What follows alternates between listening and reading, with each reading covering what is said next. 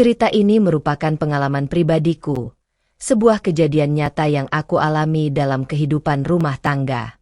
Demi menjaga privasi dan menghindari hal-hal yang bisa menyinggung pihak terkait, aku sengaja menyamarkan nama, tempat, dan lokasi kejadian. Mohon dengarkan kisahku hingga akhir, karena bisa jadi pengalaman ini juga bisa menimpa dirimu, keluargamu, atau sahabat-sahabatmu. Jangan lupa untuk mendukung channel ini dengan menekan tombol subscribe dan like, serta tinggalkan komentar dengan kata-kata penyemangat seperti, "Kakak, jangan menyerah, tetap semangat ya." Agar aku bisa terus berusaha memulihkan kondisi mentalku. Terima kasih. Namaku Ayu. Sejak kecil, aku selalu bermimpi untuk menjadi seorang pramugari. Meski aku berasal dari keluarga sederhana di sebuah desa kecil, aku percaya bahwa mimpi itu tidak mustahil untuk diraih. Perjuangan untuk meraihnya tidak mudah. Aku harus menghadapi tatapan meremehkan dari orang-orang di sekitar yang berkata, "Kamu yakin bisa? Bukannya jadi pramugari itu cuma untuk orang kaya." Tapi aku buktikan bahwa aku bisa. Setelah bertahun-tahun bekerja keras, aku berhasil menjadi seorang pramugari di salah satu maskapai terkemuka di Indonesia. Hidupku berubah. Dari gadis desa yang sering diremehkan, aku kini terbang tinggi menjelajahi dunia. Di tengah kesibukan itu, aku bertemu dengan Bagas, seorang pria yang awalnya hanya aku temui secara kebetulan di bandara. Dia bekerja sebagai teknisi pesawat. Senyum dan kesederhanaannya membuatku jatuh hati. Setelah menjalin hubungan selama 2 tahun, kami menikah. Bagiku, saat itu adalah momen terbaik dalam hidupku. Aku percaya, kami akan membangun keluarga yang bahagia dan saling mendukung. Pernikahan kami berjalan dengan baik, meski ada tantangan dari waktu ke waktu. Sebagai pramugari, aku sering harus meninggalkan rumah selama beberapa hari, bahkan berminggu-minggu. Bagas tidak pernah mengeluh tentang itu. Dia selalu mengatakan, "Aku mengerti pekerjaanmu, Ayu. Aku bangga sama kamu." Kata-katanya itu membuatku merasa tenang. Aku percaya sepenuhnya pada Bagas. Dia bukan tipe pria yang suka mencari masalah atau membuatku cemburu. Setiap kali aku pulang dari tugas, dia selalu menyambutku dengan pelukan hangat dan cerita tentang apa saja yang terjadi di rumah selama aku pergi. Tapi aku sadar, hubungan kami tidak sempurna. Ada malam-malam di mana aku merasakan Bagas menjadi lebih pendiam dari biasanya. Saat aku bertanya, dia hanya tersenyum tipis dan berkata, "Aku cuma capek kerja." Aku ingin percaya bahwa itu hanya kelelahan biasa, meski di hatiku ada sedikit rasa ragu yang mencoba menembus keyakinanku. Lalu datanglah Dinda, adik perempuanku yang lebih muda 3 tahun. Dinda adalah satu-satunya saudara kandungku, dan meskipun kami tidak selalu dekat, aku selalu berusaha melindunginya. Setelah lulus kuliah, Dinda memutuskan untuk mencari pekerjaan di kota tempat aku tinggal. Sebagai kakak, aku merasa itu adalah tanggung jawabku untuk membantunya. Aku tawarkan dia tinggal di rumahku sementara dia mencari pekerjaan. "Dinda, kamu tinggal aja di sini. Nggak perlu sewa kos. Rumah kakak masih cukup luas," kataku waktu itu. Awalnya, Dinda menolak, mungkin karena merasa tidak enak hati. Tapi akhirnya, setelah aku meyakinkannya, dia setuju. Aku pikir ini adalah keputusan terbaik. Bagas juga mendukung. "Nggak apa-apa, Ayu. Rumah ini juga rumah dia. Kita bantu dia sampai dia bisa mandiri," katanya.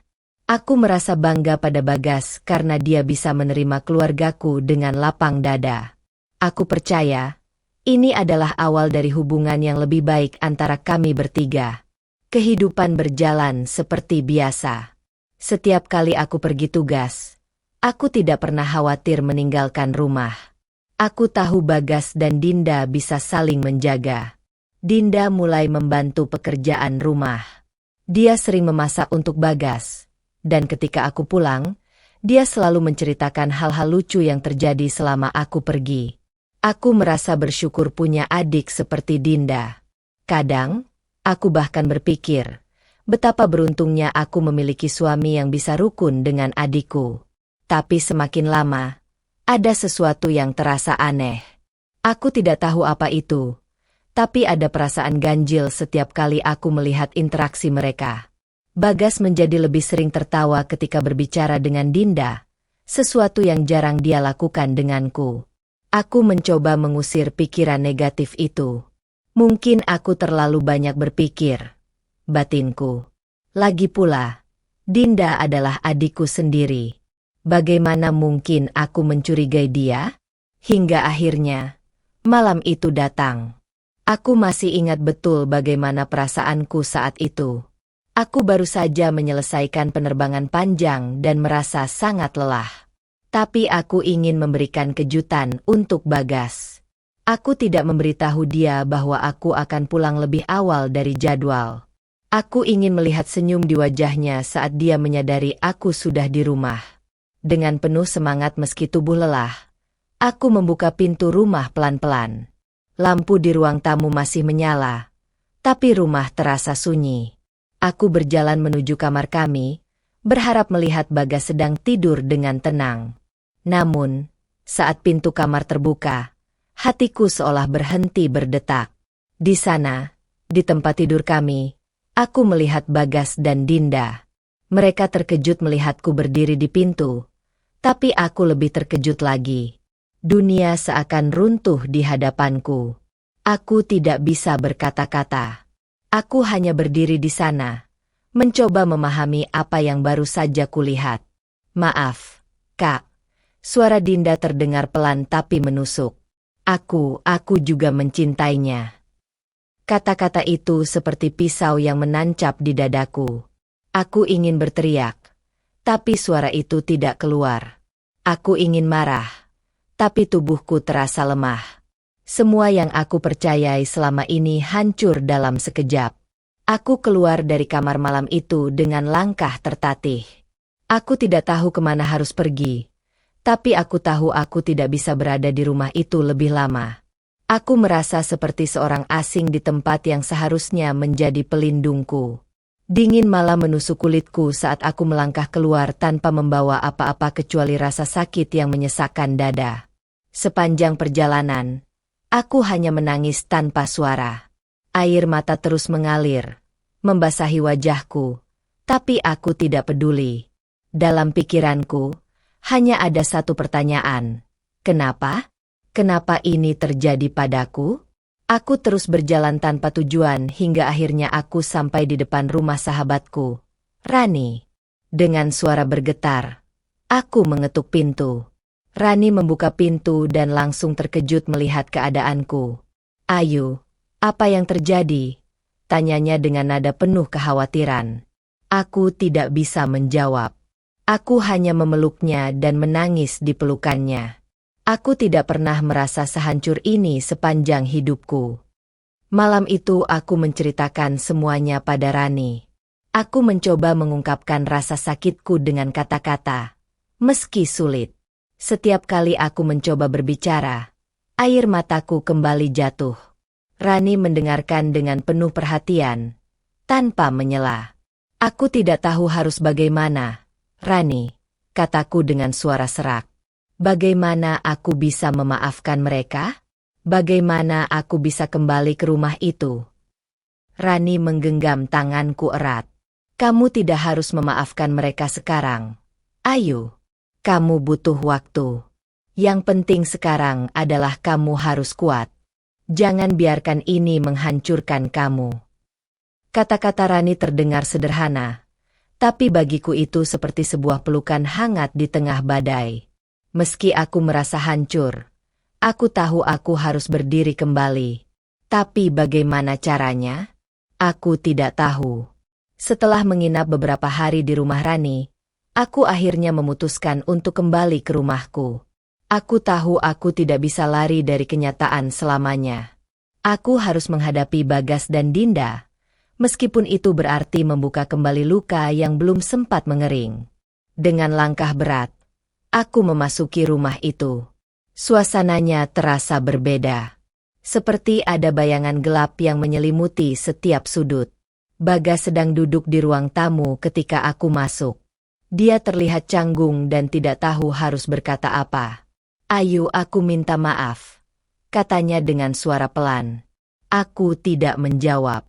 Aku hanya menatapnya, mencoba mencari alasan di balik pengkhianatannya. "Kenapa, Bagas?" Akhirnya aku bertanya. "Kenapa kamu lakukan ini padaku? Apa aku kurang baik? Apa aku kurang mencintaimu?"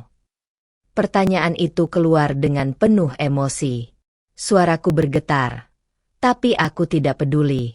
Aku butuh jawaban. Jawaban Bagas membuatku semakin hancur.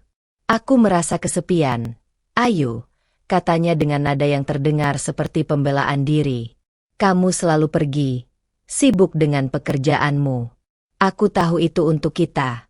Tapi aku merasa seperti kehilangan kamu. Dinda ada di sini, dia mengerti aku." Itu semua terjadi begitu saja. Aku terdiam. Aku ingin marah, ingin berteriak, tapi tidak ada kata-kata yang bisa menggambarkan rasa sakitku.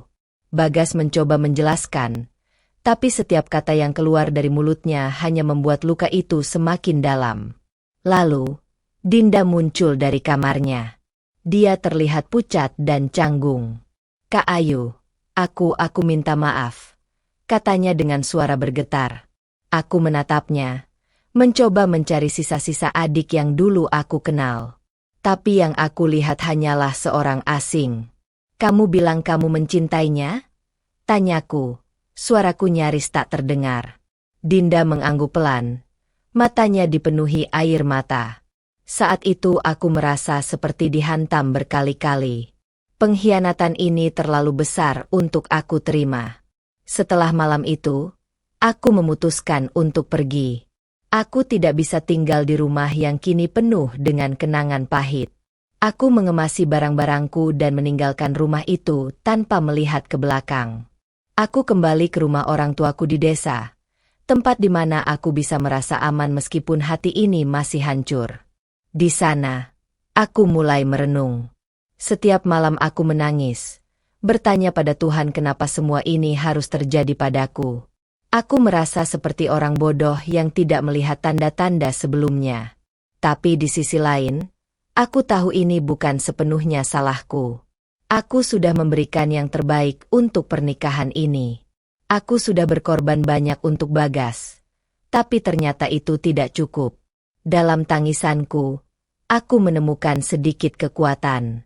Aku bertekad untuk tidak membiarkan rasa sakit ini menghancurkan hidupku. Aku tahu perjalanan untuk bangkit akan panjang dan sulit. Tapi aku harus melakukannya. Tidak hanya untuk diriku sendiri, tapi juga untuk semua mimpi yang dulu pernah aku perjuangkan. Waktu berjalan lambat di rumah orang tuaku. Setiap malam terasa seperti pertarungan antara mencoba melupakan dan dihantui oleh bayangan pengkhianatan itu.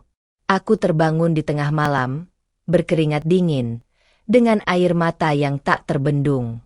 Dalam mimpi, aku terus melihat wajah Bagas dan Dinda, dua orang yang seharusnya menjadi tempatku bersandar, tapi malah menusukku dari belakang. Kadang aku merasa diriku lemah karena tidak mampu menyingkirkan rasa sakit ini. Tapi di sisi lain, aku tahu luka seperti ini tidak bisa sembuh dalam semalam. Ibuku sering mendapati aku menangis di sudut kamar. Dia tidak bertanya apa-apa, hanya memelukku erat, seperti ingin memindahkan rasa sakitku ke tubuhnya. "Ayu, kamu kuat," katanya suatu malam saat aku terisak dalam pelukannya. Kata-kata itu sederhana, tapi di saat aku merasa terpuruk, ucapan ibu seperti jembatan kecil yang membantuku berdiri kembali. Aku belajar bahwa tidak apa-apa merasa hancur, tidak apa-apa menangis. Karena dari situ, aku mulai melihat secercah kekuatan. Setelah berminggu-minggu merenung, aku menyadari satu hal. Aku tidak bisa terus-terusan hidup dalam bayang-bayang pengkhianatan. Aku harus mengambil kendali atas hidupku lagi. Aku tidak bisa membiarkan rasa sakit ini mendefinisikan siapa diriku. Maka, aku mulai membangun kembali diriku, pelan-pelan. Aku memutuskan untuk kembali bekerja sebagai pramugari. Awalnya aku takut meninggalkan rumah lagi, takut terjebak dalam kesepian seperti sebelumnya. Tapi aku sadar, pekerjaanku adalah salah satu hal yang membuatku merasa hidup. Saat aku mengenakan seragam untuk pertama kalinya setelah kejadian itu, aku melihat diriku di cermin dan hampir tidak mengenali wanita yang berdiri di sana. Ada mata yang lelah, senyum yang belum pulih sepenuhnya, tapi ada juga tekad yang perlahan kembali. Aku berjanji pada diriku sendiri bahwa kali ini, aku tidak akan membiarkan siapapun atau apapun menghancurkanku lagi. Ini adalah langkah pertama menuju kebebasan. Keputusan untuk kembali bekerja membantuku menemukan diri yang sempat hilang. Di setiap penerbangan, aku bertemu dengan banyak orang, mendengar cerita-cerita mereka, dan perlahan menyadari bahwa hidup ini tidak pernah sepenuhnya adil, tapi kita selalu punya pilihan untuk bangkit. Suatu hari, seorang penumpang yang duduk di kursi dekat jendela memulai percakapan denganku. Dia adalah seorang wanita parubaya yang terlihat tenang dan bijaksana. Dia berbicara tentang pernikahannya yang kandas setelah 25 tahun, tentang bagaimana dia membangun hidupnya kembali dari nol. Hidup ini seperti gelombang, katanya sambil tersenyum. Kadang kita di atas, kadang di bawah. Tapi yang penting adalah bagaimana kita tetap bertahan, apapun yang terjadi. Kata-katanya menyentuh hatiku. Aku melihat secercah diriku di dalamnya. Aku belajar bahwa aku tidak sendiri dalam menghadapi cobaan ini. Ada banyak orang di luar sana yang juga berjuang melawan luka mereka. Dan jika mereka bisa bangkit, aku juga bisa. Dalam perjalanan ini, aku juga belajar tentang arti memaafkan. Bukan memaafkan untuk mereka, Bagas dan Dinda, tapi untuk diriku sendiri. Aku tidak ingin membawa beban kebencian ini selamanya. Awalnya, aku berpikir memaafkan berarti aku membenarkan apa yang mereka lakukan. Tapi ternyata tidak. Memaafkan adalah cara untuk melepaskan diriku dari belenggu rasa sakit.